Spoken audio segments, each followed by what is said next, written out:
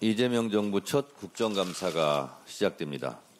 방금 우리 당 국정감사 종합상황실 현판식을 했습니다. 삼권 분립의 정신 아래 권력을 감시하고 부족한 부분은 질책하며 잘못된 것은 바로잡는 것이 국회의 책무이자 존재 이유입니다. 기업인에 대한 증인 채택은 최소화하고 완벽한 내란 청산과 국민의 민생 문제에 집중하는 국정감사가 될 수 있도록 최선을 다하겠습니다. 10개월 전 윤석열 일당의 12.3 비상계엄 내란 사태가 발생했습니다. 헌법을 파기하고 민주주의를 말살하려는 역사적 폭거였습니다. 12.3 비상계엄 이후 한국 사회는 두 세력이 극명하게 쟁투를 벌이고 있습니다. 비상계엄에 가담한 세력과 반대한 세력, 비상계엄을 처벌하자는 세력과 반대하는 세력, 비상계엄을 덮으려는 세력과 밝혀내려는 세력이 오늘까지 대립하고 있습니다. 윤석열을 국회에서 탄핵한 세력과 탄핵에 반대한 세력, 윤석열을 헌법재판소에서 파면한 세력과 파면에 반대한 세력, 윤석열을 단죄하려는 세력과 윤어게인을 외치는 세력, 대선에서 윤석열 비상계엄 정권을 연장하려는 세력과 윤석열 정권을 심판하려는 세력이 끊임없이 대결해 왔습니다. 이는 단순한 세력과 세력의 대결로 보이지만 결국 헌법과 반헌법, 민주주의와 반민주주의, 역사와 반역사, 정의와 불의의 대결이었습니다. 끝내 헌법과 민주주의가 승리하고 이재명 정부가 출범했습니다. 그러나 반역사적 책동도 멈추지 않고 준동을 계속하고 있습니다. 진실은 더디지만 결국 그 얼굴을 드러냅니다. 오늘 박성재 지시 뒤 계엄 체포 3,600명 수용 가능, 삭제 문건 복구라는 제목의 한겨레신문 단독 보도가 있었습니다. 노상원 수첩에 수많은 사람들을 수거, 살상한다는 충격적인 사실에 비하면 아무것도 아닌 것처럼 보여도 계엄이 성공했다면 무고한 수많은 사람들이 감옥에 갔을 것이라는 사실은 분명해 보입니다. 비상계엄의 범죄자들은 망각의 강이 흘러가기만 기다릴 것입니다. 범죄에 대한 기억이 흐릿해지고 계엄과 단죄에 대한 필요증을 부채질할 것입니다. 그러나 오늘의 범죄를 처벌하지 않는다면 내일의 범죄에 용기를 주게 됩니다. 오늘의 범죄를 철저하게 단죄해야 하는 이유입니다.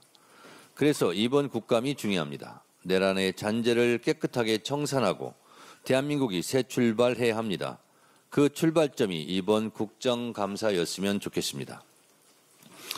국민의힘이 이번 국감 기조를 독재를 저지하고 내 삶을 지키는 국정감사로 정했다고 합니다. 통탄할 일이고 반역사적 망동입니다. 이미 윤석열의 불법 비상계엄과 독재 시도는 국민에 의해 저지되었고 그 덕분에 우리의 삶은 과거 독재 정권으로부터의 회귀에서 벗어나 회복 중에 있습니다. 이미 이룬 것에 머물지 말고 과거를 되풀이하지 않기 위한 미래지향적인 기조를 세웠다면 더 좋았을 것입니다. 이번 국정감사가 내란 청산을 위해 힘을 합칠 수 있는 기회라고 생각해 주시길 바라며 늦게라도 국민의힘이 국정감사 기조를 변경하길 촉구합니다. 오늘 있을 대법원에 대한 국회 법사위 국정감사는 사법개혁의 분수령이 될 것입니다. 대법원장이 안팎으로 존경을 받는 평상시 같았으면 국회의 양해를 구하고 대법원장이 국정감사장에서 이석하기도 했는데 지금은 상황이 그러지 못하다는 것을 스스로도 잘 알고 있을 것입니다. 조희대 대법원장은 국회의 국정감사에 그 어느 누구보다도 충실히 성실하게 임해야 할 것입니다. 대법원 스스로 사법개혁의 길을 만들어 나갈 수 있는 마지막 기회임을 명심하시기 바랍니다. 사법부의 독립과 신뢰를 운운하는데요. 제가 생각하기에는 이렇습니다. 사법부의 독립은 헌법과 양심에 따라 판결했을 때 가능한 것이고 국민도 헌법과 양심에 따라 판결할 것이다 라고 국민들이 인식해야 진정한 사법부의 독립과 신뢰가 이루어질 것입니다. 과연 그런가? 국민들의 생각은 대체적으로 아니 옳시다 라는 생각이 더 많은 것 같습니다. 저도 그렇습니다. 최근 회의에서 우리 국민을 대상으로 하는 범죄가 잇따르고 있습니다. 위급한 상황에 신속히 대처하고 재발을 방지하기 위한 대응체계 구축이 시급합니다. 이스라엘에 구금되었던 우리 국민이 정부와 외교당국의 노력으로 무사히 석방되었습니다.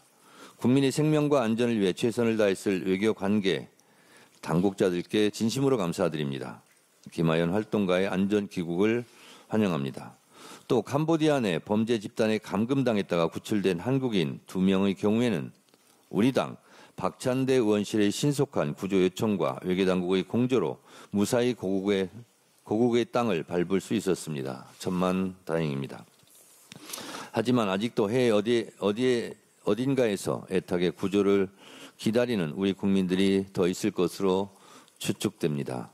이재명 대통령도 총력 대응을 지시한 만큼 외교부는 해외 취업관리 감독 확대, 범죄 유형별 사전 경보 강화, 피해자 신속 구조를 위한 현지 경찰과의 공조체계 구축 등 구체적이고 실효적인 대책을 마련해 주시기 바랍니다.